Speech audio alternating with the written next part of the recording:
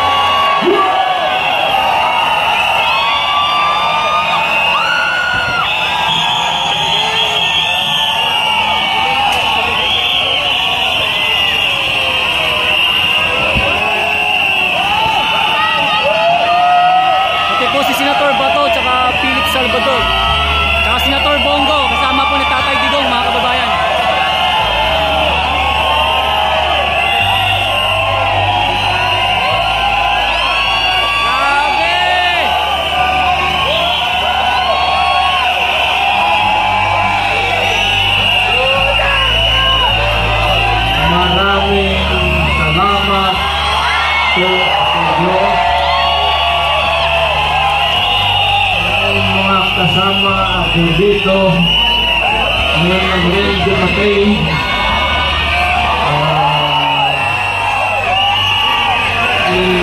Ipe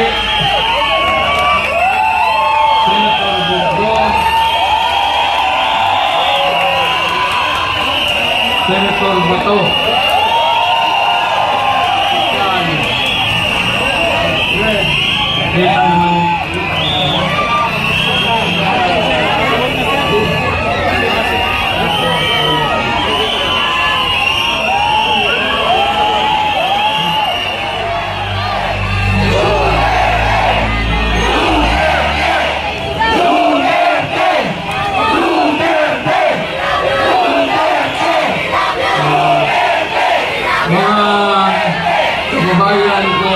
Pilipino,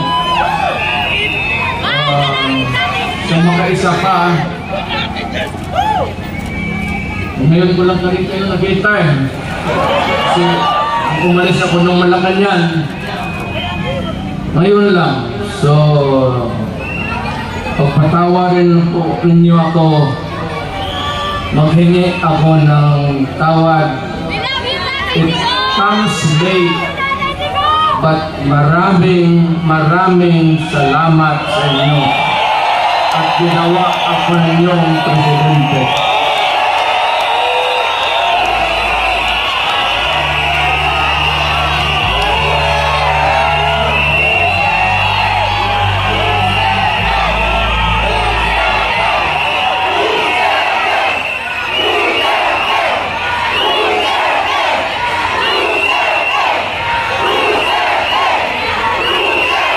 Ang pinuntahan ko dito, nandoon naman ako sa Davao. Pag ganun-ganun nang ako lumakad, staggered, ayun si Kane, nagpapantos na ako. Because of all this, I used to be, pupunta ako dito ng Davao, dito na ako nag-aral, at matatag at matigas ang katawan. Hindi ko naman akalain na paabutin ako ng Panginoong Diyos. Patapos, uwi, katrabaho, at maging isang mayor doon for 23 years. Naging congressman, vice mayor ako ng anak ko. Tapos, after about almost 30 30 years, bumalik ako ng Maynila, hindi na estudyante, presidente na ako.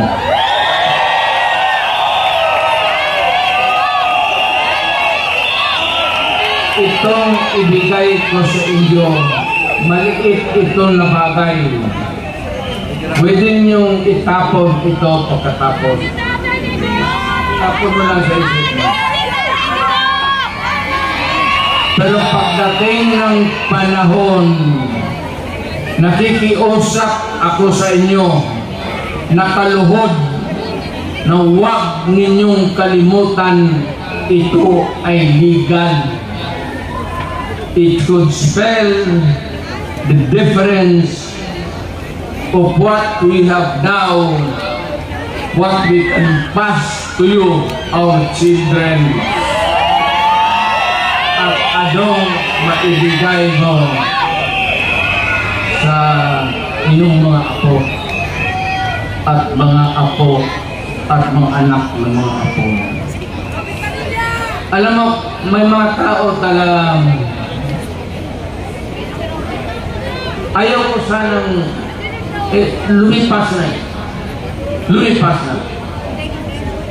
But every time sa ating history ni kung may presidente man who started first of all, na una gusto niyang kulikutin, pakialaman, kalkalin niya ang Constitution. Unfortunately, Ferdinand Marcos Sr. Kaya nakataroon tayo ng from 4 years to another 4 years to Marciado hanggang naging 20 years. He could have done it in 10 years. But because they wanted themselves in power, may mga tao dito kayo, lumigit, binanganak kayo si Marcos, namatay na lang kayo dyan sa nilibing kayo, si Marcos pa rin ang presidente niyo. Yan na. You know, kayo sa likod, yung mga lumad, kayo mga kaibigan dyan, kayo mga Ilocano, kami mga Bisaya,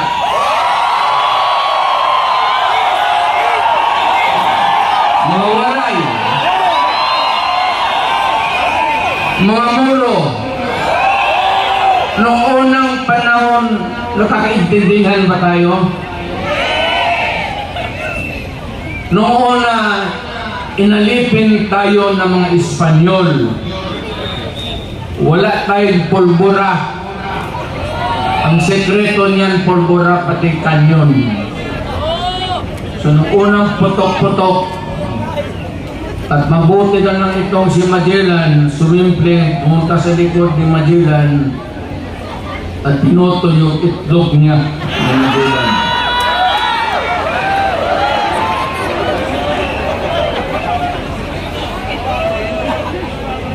Kaya nung naging presidente ako, totoo yan, kayo. Lahat na tayo Pilipino. Tingin-tingin ako dyan sa mga stamps. Jose Rizal, Bonifacio, Apolinario Mabini,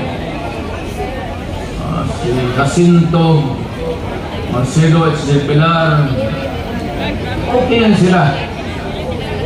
Narinig na natin noon sa mga lulo ko na ito mga mahusay ng tao. Pero nung papalaki ako ng palaki, bakit puro Tagalog ito, may Ilocano? Sabi ko, wala ba tayong Bisaya na hero?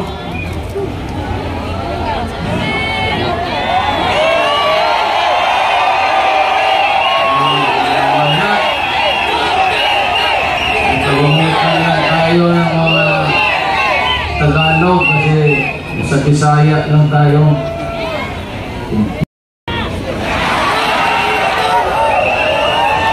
Kaya, nung nag-presidente ako, tinawag ko ito mga historical komisyon natin. Wala mo. Stamp. Hoy! Kaya mo yan.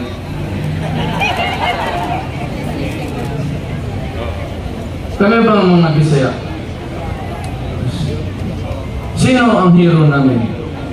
Pastor!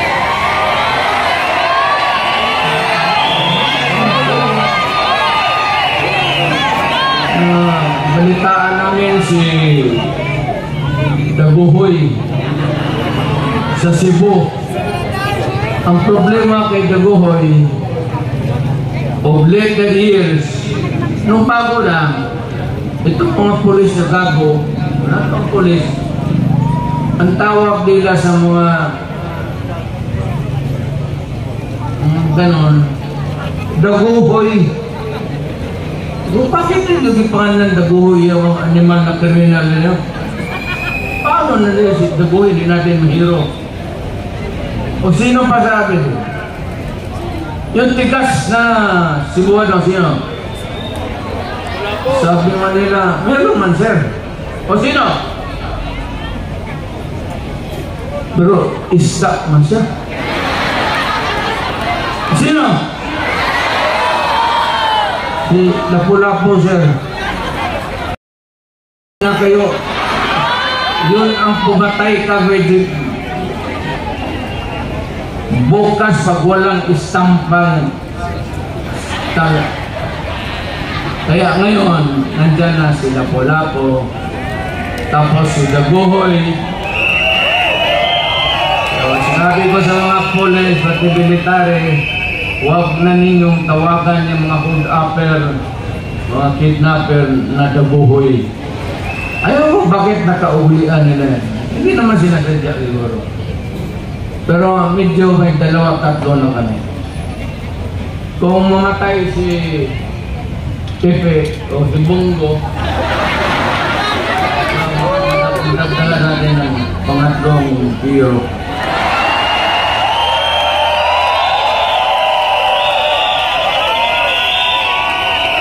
Ito lang hindi ko na lang babae na.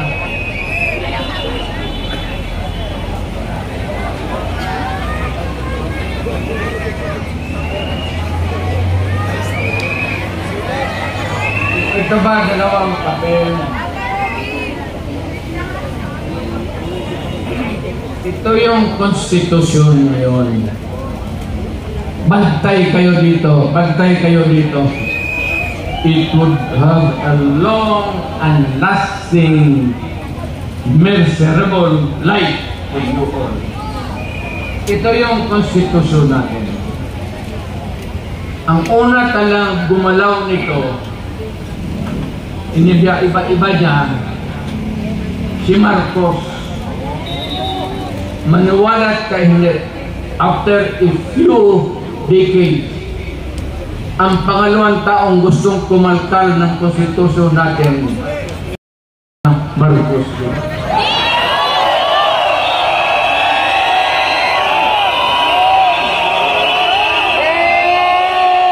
Ano ang dahilan? Gusto lang nilang ito. Sabihin man itong mga na naging congressman rin ako. Sabi nila, ito lang mga provision, edukasyon, papasukin natin yung mga Princeton, kung ano yung maganda. Okay naman tayo. Yung UP natin hindi naman matatalo. Education, advertisement. Para sa akin, hindi na kailangan. Wala. At kawalan-walang punta. Yan ang excuse ni Marcos noon. Pati ang excuse ni Marcos noon. Marcos. Pareho yan nila. Except dito, sa isang linya lang. Yan lang ang target nila. ito, excuse lang ito para mabuksan lang ang Constitution. Hindi mo sabihin na ito lang ang galawin namin. Pag nagalaw yung Constitution, na walang makakapara lahat ng everything ko. Ang gusto nilang pakialaman ito, yung termino ng tatay niya, ng hinalastob niya, at itong Constitution ngayon ni Martin Romualdez, asawa hindi sa pati si Bongbong. Ano ang gusto nila? Pahabaan ang Constitution.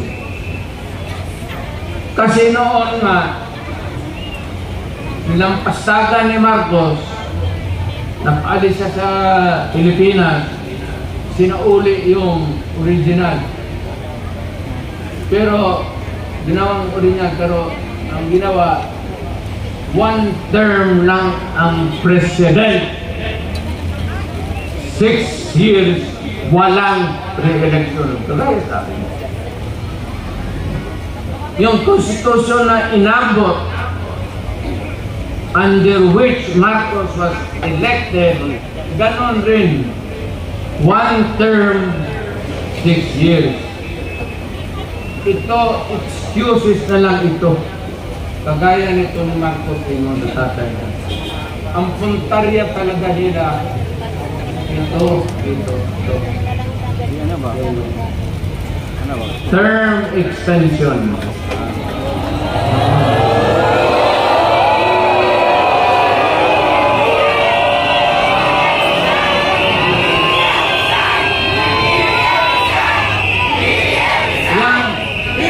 Constitution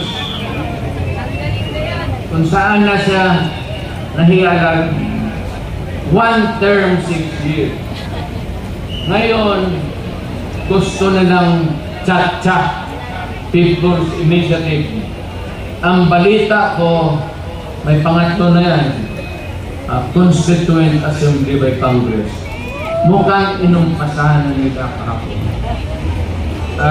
Mas madali yun at walang so kung may galawin man ang Constitution, isa lang, pahabain lang talaga ni Marcos kung anong ginawa ng tatay niya gagawin. Kaya ako na-elected ako under this Constitution. It says that I served 6 years. Then after that, ay ko ako. Umalis ako. Pero itong mga tao talaga, Marcos doon, unang panahon, Marcos dito, basta panahon ng Marcos, dapat ialaman talaga yung Constitution. Pinapahaba yung trabaho. Kayong pumayag na gano'n, kababuyan yan. Sabi ko sa iyo, hindi kayo magkakilala lahat. Kung unang panahon nagkita tayo dito sa Maynila, magpatayan tayo. Ilocano ka, Batanggenyo ako, Bisaya ako, Waray Buro.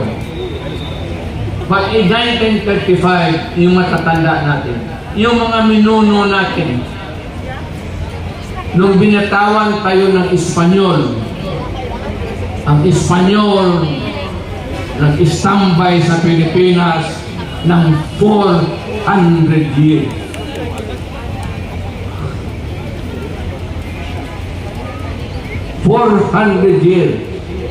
Pumasok ang Amerikano because there was an American-Spanish War. Natalo ang Espanyol, nawala sa kanila ang Mexico, yung mga Marianas Island, pati Philippines, isinurrender nila sa Amerikano.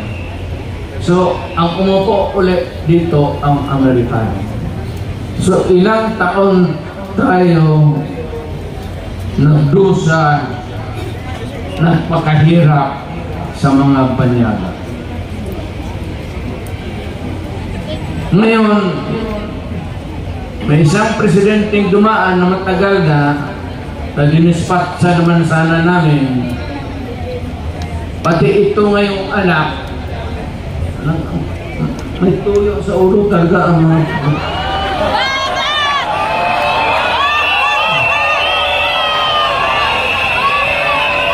Gusto pahabain. Sila lang naman yan yung gustong mapahabain ang termino nila. Ang Pilipino lang interest niya ng pahaba ng termino. Ang Pilipino ang gusto magpahaba para kapakaligaya kung sino ang gusto magpaligaya.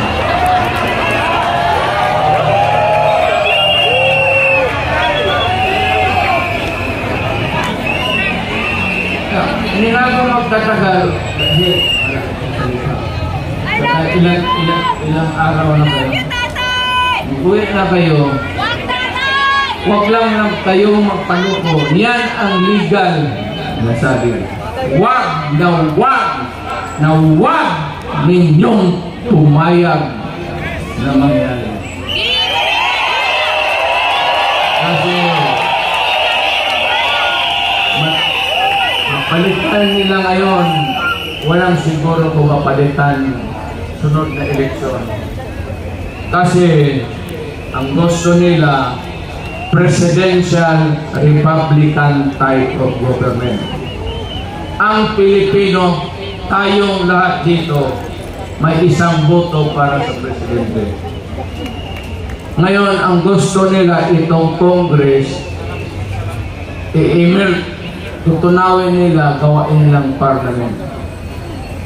Ang boto sa presidente o prime minister, ang tawag na dyan hindi presidente, prime minister, ang mga assemblyman o kaya yung mga congressman yun, hindi na kayo makaboto. Nada. No. Kaya huwag kayong pabayag. Basta matunaw na yung mga kamay ninyo. Sabihin niyo doon sa kapitbahay ninyo, kapag pumirong na ako ng papatayin kita. Patayin na lang, patayan na lang kayo dito lahat. Huwag kayong pumayag sa kabalustugan na yan. Masisira ang Pilipino. You would lose your direct vote. Ako gusto si Marcos. Ako gusto si Ramos. Ito isang boto ko lang ito. Oh. Ito gusto ko si Villar. Isang boto lang. Pag tinunaw nila ang konstitusyon ngayon at yan sabi nilang bagong konstitusyon, itutunaw na nila ang lalabas niyan ang presidente maging prime minister na. At ang mga yung mga congressman ngayon, assemblyman na, wala ng Senate, wala ng House of Representatives. Nada na tayo. Kung sakali man, itapon lang ninyo ang oras kung sa anong oras kayo mag-umpisa dito. Pagka ganon, meron akong ipagpili sa inyo. Hindi pa naman talaga at saka ako naging presidente. Awang-awa ako sa military. Mumapait yan sila. Awang-awa ako sa mga polis. Ay, ang mga polis, maraming dyan. Yung iba, pwede ninyong patayin. Pero sila sa trabaho nila, medyo talagang matino yan sila. I would like to caution you that hindi pa tayo umabot ng critical napunta sa Malacanang. Iwasan ninyo. Pag-usap ko lang sa inyo. Let us make this rally peaceful in the meantime. So tayo naman tayo ginagawa. Wala namang maging ano sa atin ng polis. Wala ko, hindi naman tayo umustory. Kaya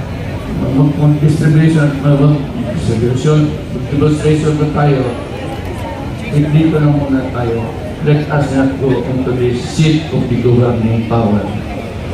Kasi doon kasi may mga national treasures tayo. Kaya nung unang nangyari kay Marcos, pasok o Malacanang, marami ang nasira. Hindi man kanila yun sa Malacanang. Ating good security. Ano ba sa Tagalog? Hante.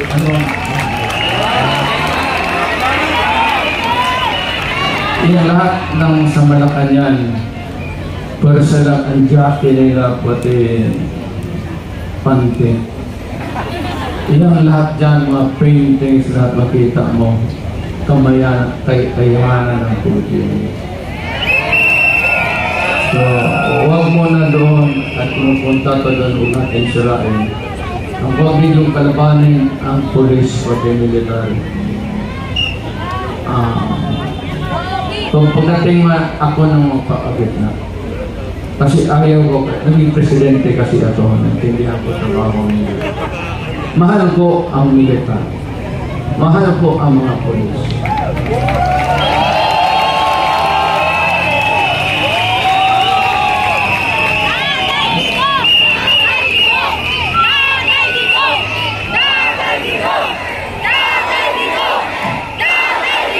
Huwain mo na.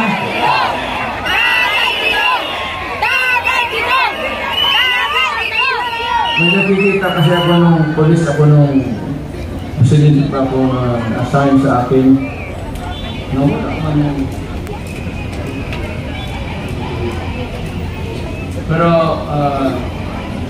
the one thing that I can contribute really is let us avoid bloody. Hindi ba? Darating yan. Darating yan.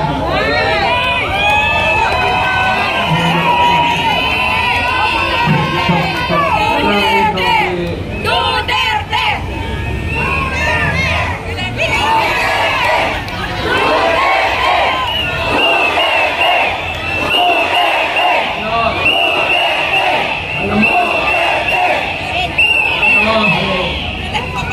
Marcos, pasar na lang yan.